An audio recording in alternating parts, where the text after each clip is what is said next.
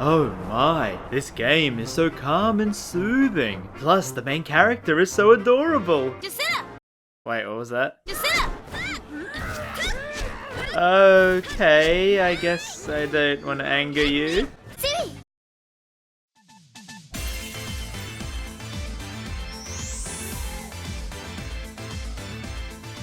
Now that's comedy.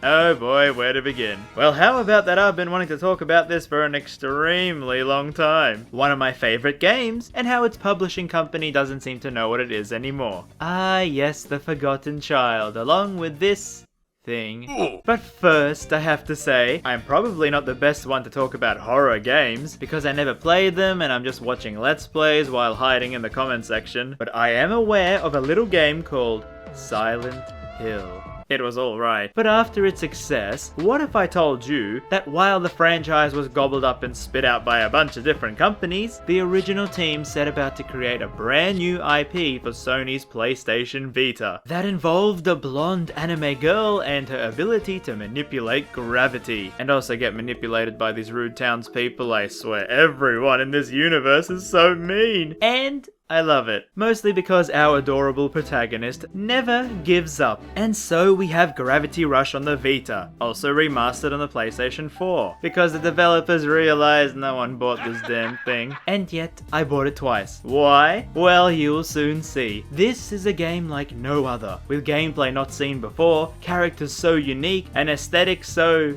European, and why you should remember it despite the big company ignoring its existence. Also, by the way, my introduction to this series was just buying this incredibly cheap multi-pack. I never finished it though, but it's still stuck in my mind, which is why I got the remastered copy on the PS4. So this footage will be from that version. Now at the start, I will say, Sony were very reasonable with the series, actively marketing the game at conventions and many ads. It's just that over the past few years, it seems that they really want to forget that they have the IP, and we'll get to that soon. But I guess the best place to start would be at the beginning of the game I love so much, which shows an apple on a tree. And with a little interaction, we set forward the chain of events, which involves the apple falling down from this huge pillar onto the city below, and landing near a girl who then discovers gravity. Subtle, eh? This is our protagonist, Cat, and next to her is a cat, who has this really cool textures of galaxies mapped onto its body. I wonder why I like it. And as we run up the stairs, we learn that Cat has lost her memories. In comes a desperate man, and we get the next cutscene in the signature style of the series as a comic book, where you can use the gyro controls to move around, which is all kinds of neat. The creators did say they were inspired by a French comic artist for a lot of the game's aesthetic, and it's honestly such a cool and visually appealing way to show off the story. Cat, though, is having none of this creep, but he pleads with her to save his boy. We follow him up and think, gee, wait, well, why did he ask us and not the billion other people here? But we then notice that his son is about to be sucked up by a black hole, and the dad only came to us because he actually saw us fall out of the sky and assumes we have some sort of superpower. Well, I mean, if you think my superpower is being super adorable, then I'm your superhero. But no, our galaxy brain Cat decides to glow, and with his help we can now stand sideways on walls. I'll get into the gameplay later, but pretty much while glowing all red, we can walk without the hindrance of gravity, sideways or upside down, and use this ability to sort of fly through the air. We make our way after the kid and see old grabby hands come out of the hole.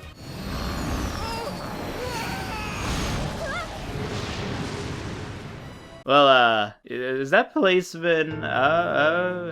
Rest in peace, random policeman. However, we save the kid at the last second, while our cat absolutely destroys the arm in the black hole.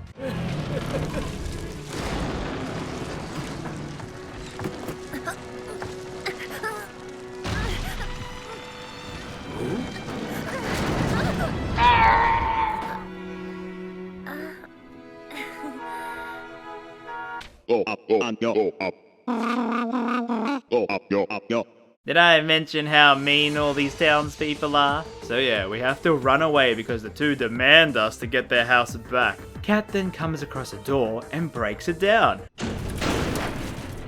and finds that, oh, the entire city is floating in the sky with a deep abyss below. Well, that's neat. We then get Kat narrating in such a cool new language, which sounds like a mix between French and Japanese.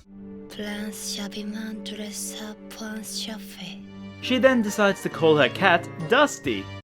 Guess Dusty ain't too pleased with that name, and runs off after a crow that flies through. After catching up with them, we find it belongs to this redhead girl, and it has the same texture mapping as Dusty. She gives us a mean girl stare and flies off angrily. Now, a lot of things sorta happen one after the other to Kat, who seems to draw people in due to her gravity. She sees a policeman who's about to be attacked by some thugs and jumps in to save him. Kat, however, doesn't care too much about him though, and is more interested in the poster on the wall. I mean, you better do what the poster says. However, the two are interrupted by these weird orb-stretchy monsters that are eerily similar to old grabby hands. These are the Nevi and become the main enemies in the game, and you see them in all shapes and sizes. After a little combat tutorial, with her main weapon being her legs, yeah, she doesn't just wear those heels for the fashion, the policeman named Sid thanks her but tells Kat to hide because the head honchos don't really care too much for people with superpowers. As you know, they want to seem like they're the powerful ones. Then another cutscene in the style of a newspaper headline, which shows that Sid took credit for the Nevi clear out we did. We then get another person asking us for help, which becomes a theme you will see more and more. Everyone pleads with Kat for her help. Her free help, mind you, as they don't often reward her. And the game has some fun with this in its writing. He asked us to refuel the fountain machines by collecting these purple gems, and they become the main currency in the game, allowing you to upgrade your moves. Most of these are hidden away on buildings above and below, and using your powers, you will find plenty of them on your journey. Trust me, so much fun from this game is just flying around and discovering all that this world has to offer. Hey, you smell, lol. I guess I better shower then. No, Kat will not be selling this water, you disgusting son of a... Kat then literally falls down a manhole, because half the time she's gullible and ain't too bright. That smile has to use up some of those brain cells. She winds up in this sewer place under the city, and decides to call it home, by bringing in some furniture lying around, showing another one of the game's mechanics, being that you can use stasis to carry objects, or yes, even people.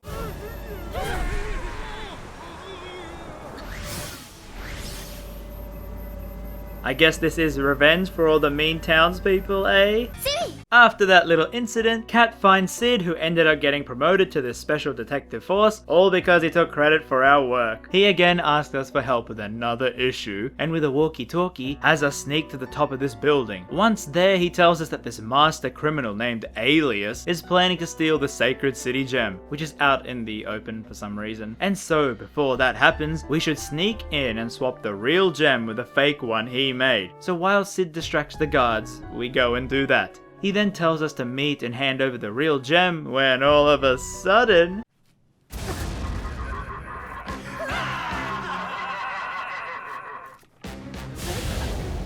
Well, it seems that the real Sid was, drunk. And Alias posed as him, and well, we just kinda helped a master criminal. However, more Nevi come in and attack the cops, having us jump in to save them. And because of that, we avoid potential life in jail because the townspeople call us a hero. Which is how Kat starts to find a place of belonging in the city. The city of hecking Hexaville. That's right, eh? I'm your queen now. Bow before me.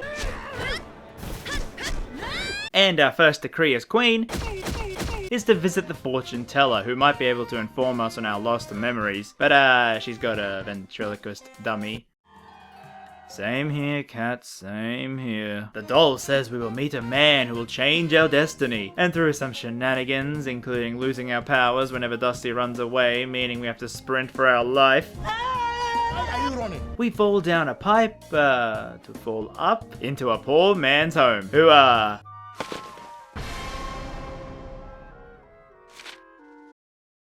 Sure. This creator, who we'll call Old Chubster, meets us again at the edge of the town, saying how part of it is still missing, and people are waiting for their loved ones to return. He mentions how only we can bring them back. Look, buddy, you're not making a lick of sense.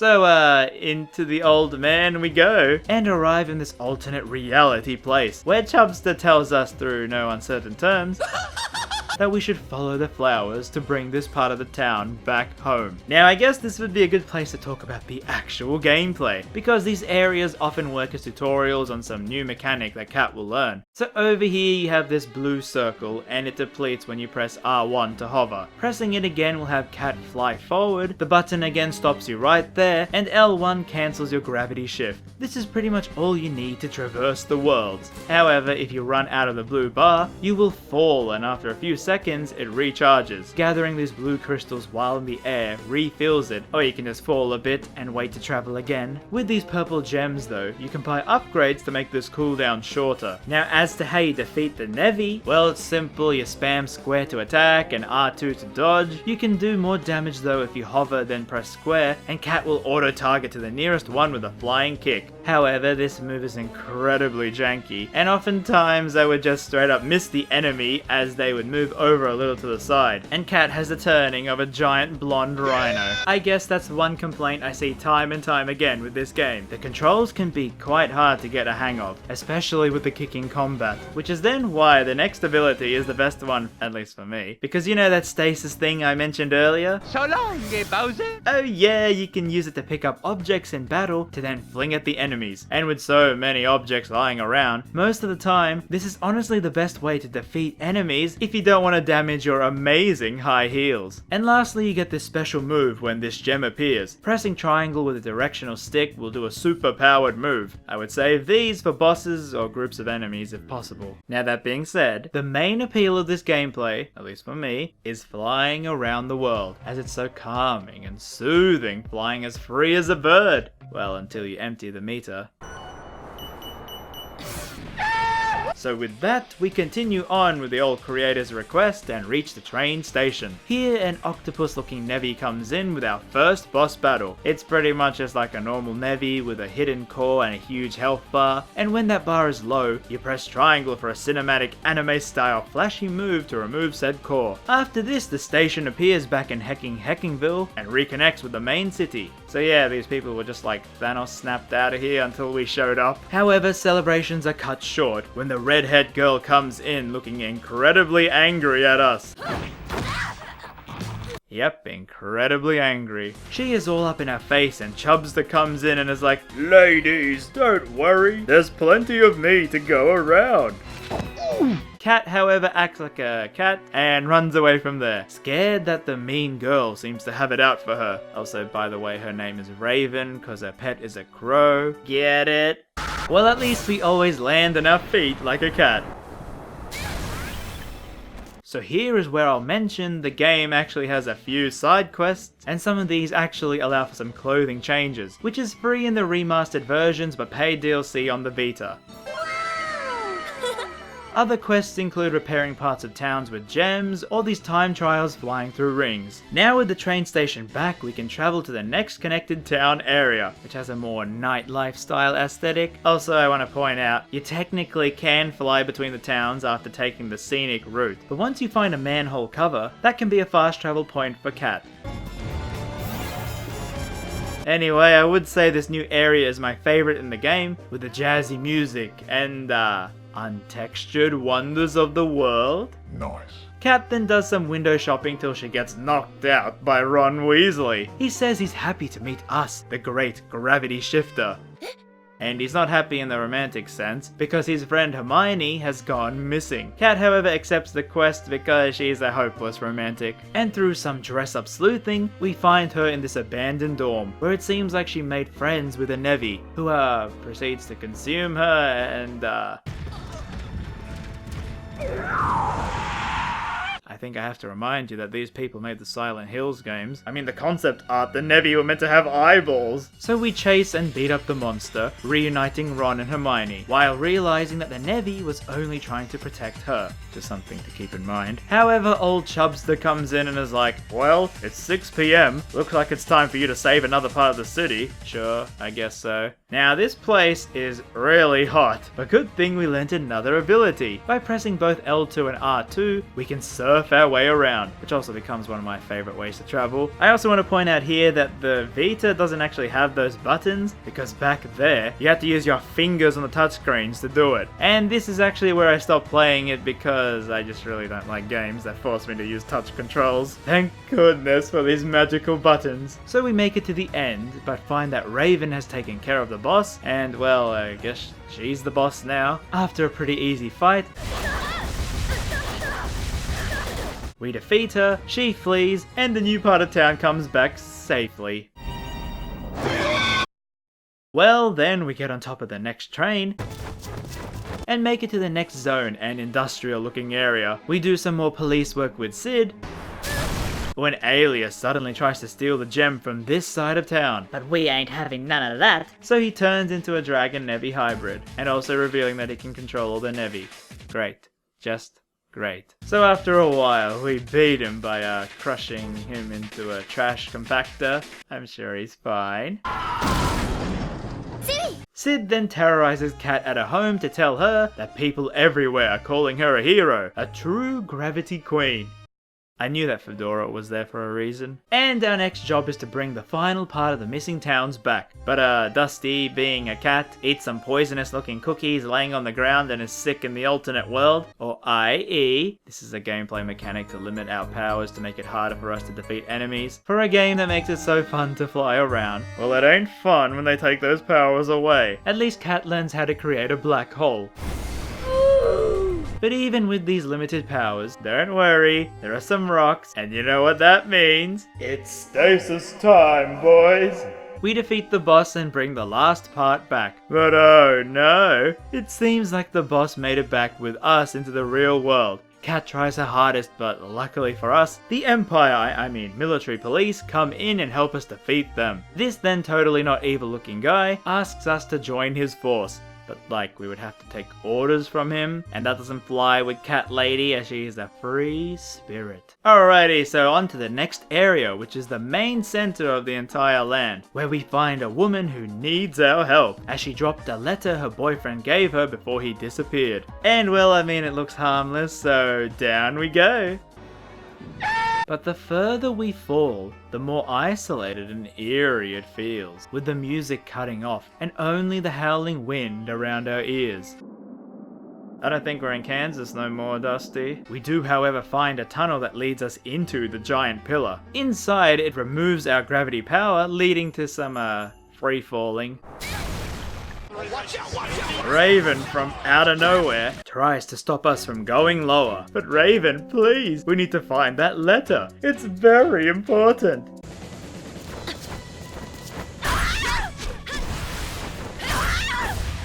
Run, Dusty, run!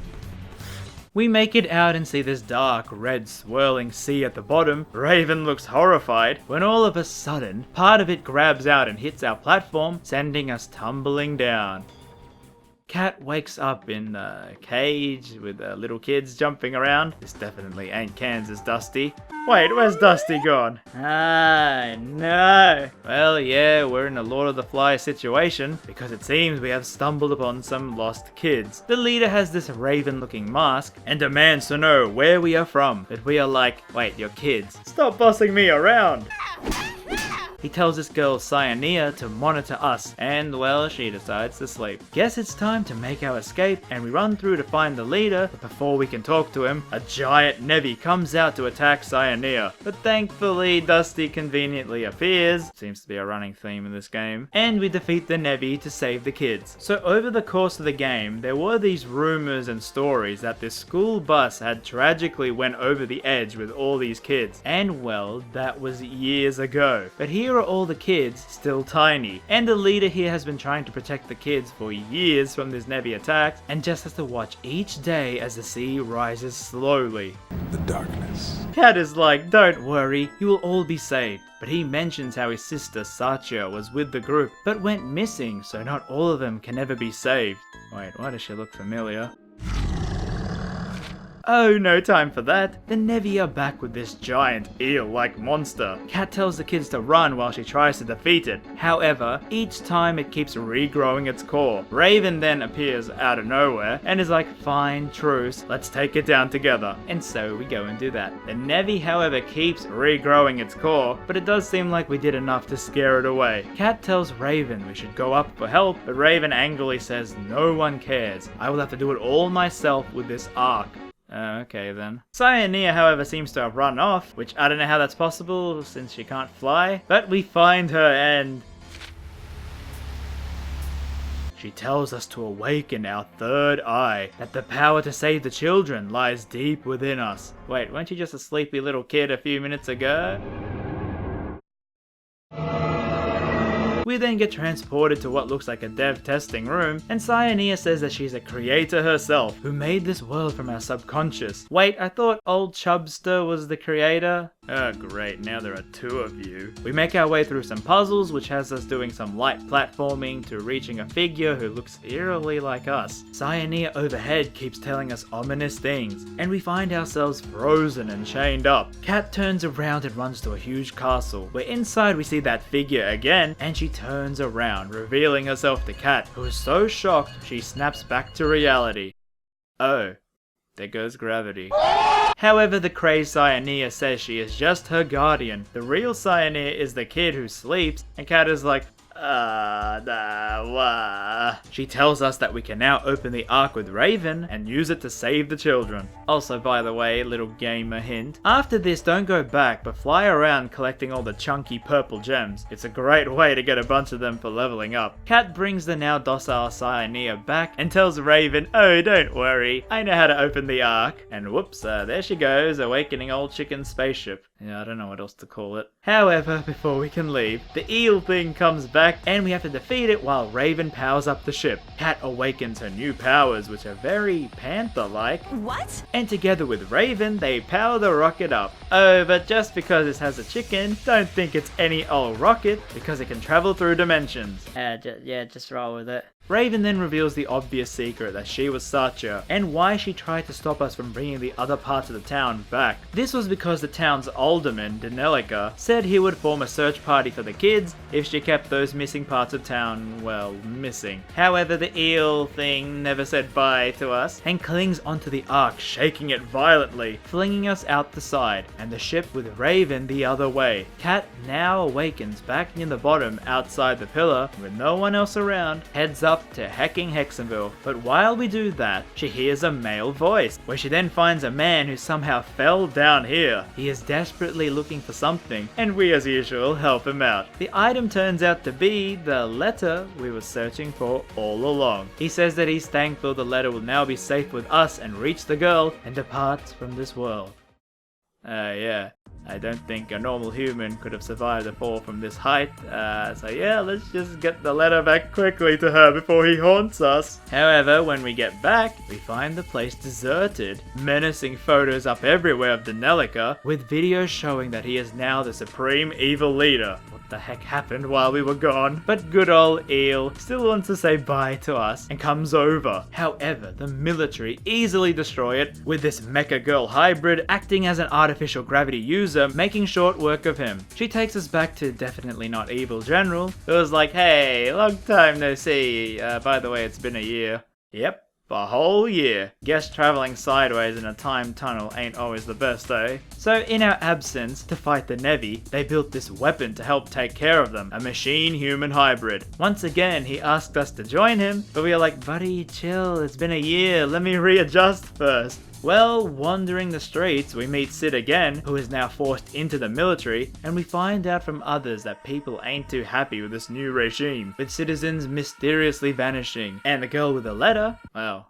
guess what? She found another man and has completely moved on from her now ghost ex-BF. Oh god, why is this town so cruel? Kat wanders the city, now feeling even more lost than when she first got here. But after stumbling around, she finds this scientist dude who's wanting some help testing these equipment. And of course, Kat helps him out, which involves transporting these sensors which distort gravity, and he mentions how it seems like the Nevi are drawn to them. And so, after all the testing, the scientist, he just presses a button and blows them all up. well, thanks for wasting our time, Kat takes him up to report to his boss. And well, his boss is Danganronpa. You know, the villain they just introduced very quickly. Seems like he was actually testing us to see how Dusty gets us the gravity powers. And that they will try to capture our cat since they don't know where Raven went. And they also mention how there's this preparations for the sea anemone thing is almost complete. But Kat now managed to finally make it home to her sewer. And while sleeping, she is awoken in the middle of the night as Dusty has now multiplied himself. And at the door appears Alias, somehow not squished flat. He drags all the Dusties out, and we give chase only to appear back at the start of the game, chasing down all the Dusties. Alias summons some Nevi and also these Panthers, which we easily defeat when we have all the Dusties with our OP new power. Alias then appears again and reveals his true face, which Kat definitely recognizes, except come on, show it to us. She screams, waking herself up from the dream, Dusty's still intact, and a little blue-haired girl on her bed. Wait a minute. Cyanea doesn't know how she got there or where the Ark is, but I guess since she is a god, no real need for explanations. And the next day, old Baldy calls everyone out to the square to reveal his new toy, the giant floating red ball called the Sea Anemone. More Nevi then magically appear, and we try to take care of the problem, but it seems his toy makes quick work of them. Danganronpa then tells Unica, the hybrid machine girl, to capture Dusty with Luigi's vacuum and freeze us, mimicking that dream we had earlier. However, Sid finally helps us instead of the other way around, betraying the military, and with Cyanea, freeze us. While that's happening though, the red ball is instead destroying the city, as is the case with most big new pieces of technology. Unica jumps in to damage it, revealing that it has Nevi cores, which means Danganronpa was using Nevi to create his machine.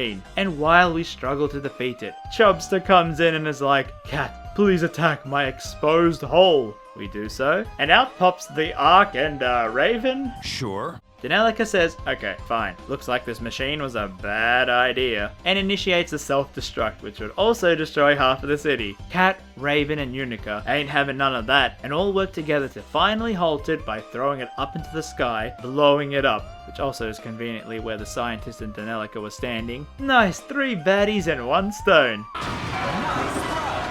And as Cat stands triumphantly, the credits roll. Was that it? So yeah, the game just kinda ends there, with all the credits giving us these little cliffhangers here and there. Raven says the kids fell asleep when they entered the Ark, but there's no way to get them out. Cyanea says, oh, don't worry, they will awaken when the time is right. Danganronpa is still alive somehow, holding a little fragment of the Sea Anemone core, and looking into it, we see that figure from earlier. And yep, you got a happy scene with everyone eating ice cream. Oh boy, where to begin with this? Well, how about the fact that I guess this game is not the whole story? I mean, you know, Gravity Rush 2 is out now, so that's obvious. But back then, when they actually were making the game, they originally planned it for the PlayStation 3, and not the Vita. However, they saw the gyro control functions on the Vita and thought it would be a perfect fit for the game. Sony gently persuading them to do so. Because, you know, this would be a good game for the Vita's launch, okay, thanks, bye. And with some looks at the concept art of the game, you can actually see why this plot felt all over the place, with not many resolutions. Because the fact is that most of this game is in Gravity Rush 2, meaning that they have the whole game planned out, but only less than half of it is in this one. This could maybe because Sony asked them to rush the game out in time for the Vita's launch. In fact, the creator was very anxious about this, as he felt the game was definitely not ready, and they had a lot of trouble jumping from the PlayStation 3 to the Vita. It's pretty much why so many plot elements feel unfulfilled, since they had to decide where to cut off the story nicely to continue with the sequel.